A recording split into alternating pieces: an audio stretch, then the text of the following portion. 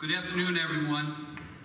Stony Brook University, my fellow veterans, active duty service members, families, and honored guests. As a United States Marine Corps veteran and Stony Brook alum, I am truly honored and humbled to have been asked to deliver remarks today at this special celebration. I'd like to dedicate these remarks and my appearance today to my father, Joe Campolo Sr., who unfortunately and tragically we lost yesterday. My father would have been here today in the front row, beaming with pride. Instead, now he watches us from above, like so many of our fallen brothers and sisters. And while I am heartbroken, his spirit and his work ethic lives on inside of me. And so, like all of our veterans, I shall continue to soldier on. Our great country celebrates Veterans Day because at the 11th hour of the 11th day of the 11th month of 1918, almost exactly 100 years ago, the guns fell silent and the First World War drew to a close. Ever since, Americans have set aside November 11th to honor our veterans because it is our veterans, as we were reminded by President George H.W. Bush, whose footsteps set the pace of freedom's march. American veterans of all generations have a common bond in that they give their all whenever tyrants and despots seek to imperil our freedom and democracy. And while we celebrate our veterans today, we must all ensure that our obligations to them do not end when November 11 turns to November 12. So how did I get here? In November 1983, 2 trucks carrying heavy explosives struck buildings in Beirut that were housing American and French service members. The first truck bomb detonated at the barracks for the 1st Battalion, 8 Marines, killing 220 Marines, 18 sailors, and 3 soldiers.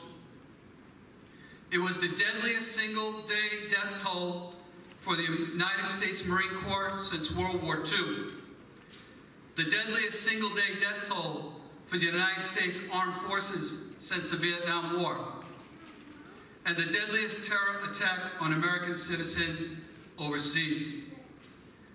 Watching this horrific story unfold, although I was only 15 years old, I knew that evil was among us, and I felt my calling to serve our nation.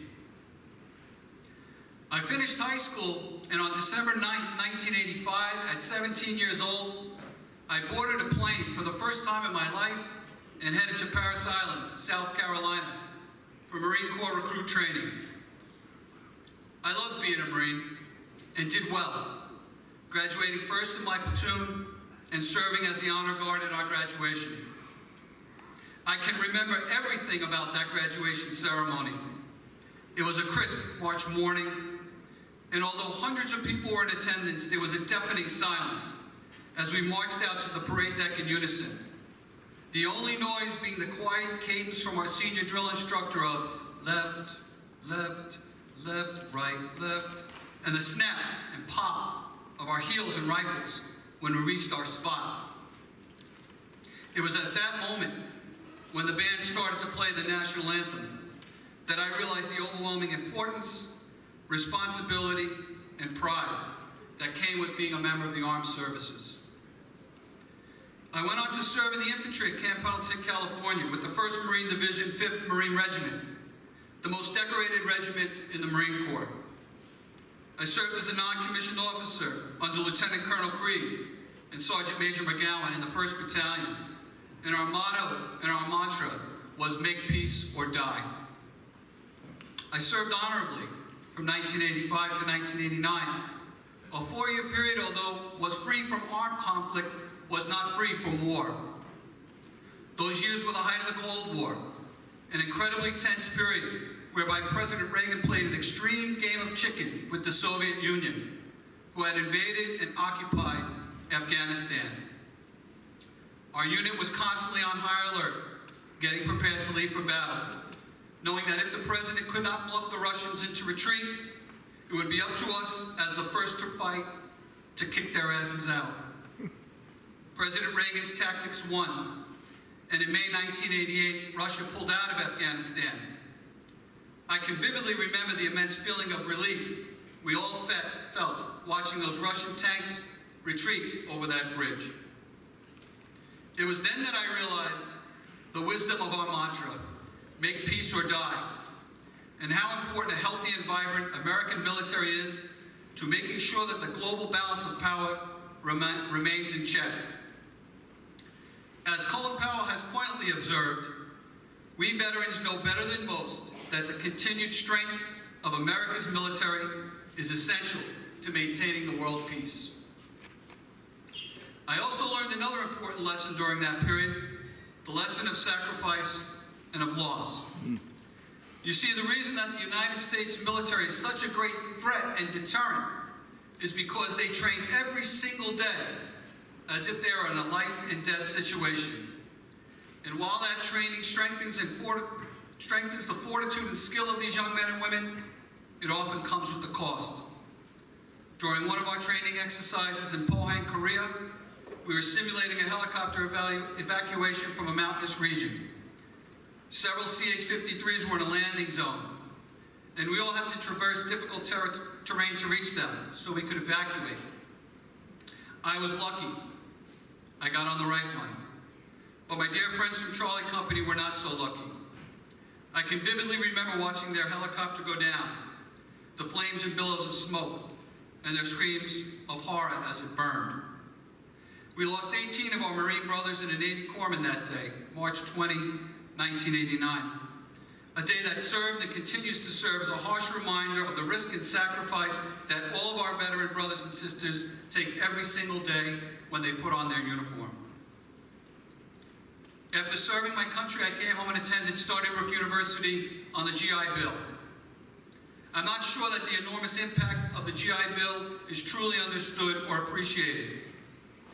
Signed into law by President Franklin Delano Roosevelt in 1944, the GI Bill was designed to provide a range of benefits for returning World War II veterans, including tuition payments, living expenses, mortgages, and business loans.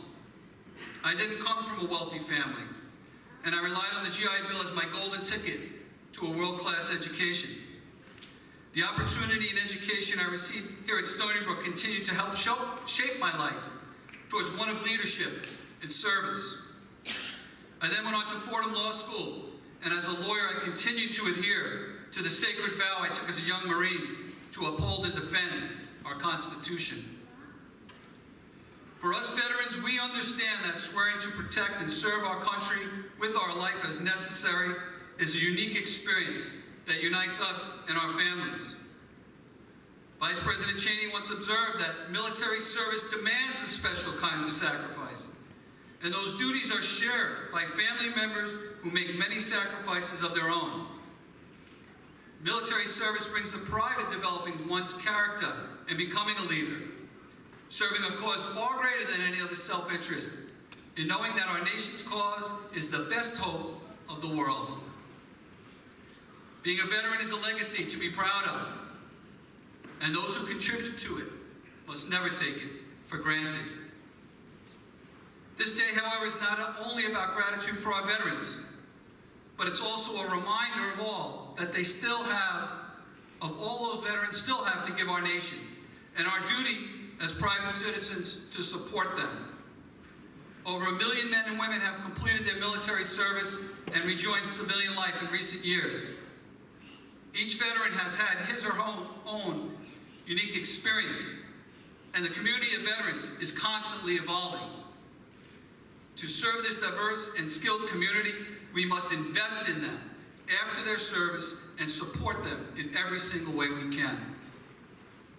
Today's ceremony and the fanfare that will occur on Veterans Day will be meaningless if afterwards we do not unite and help provide these returning veterans with jobs and opportunities. And why shouldn't we? I can think of no one with more experience in leadership, teamwork, selflessness, and bravery than a veteran. Business owners love to complain about millennials and not being able to find the right people to join their team. I tell you this here today, veterans know how to get the job done.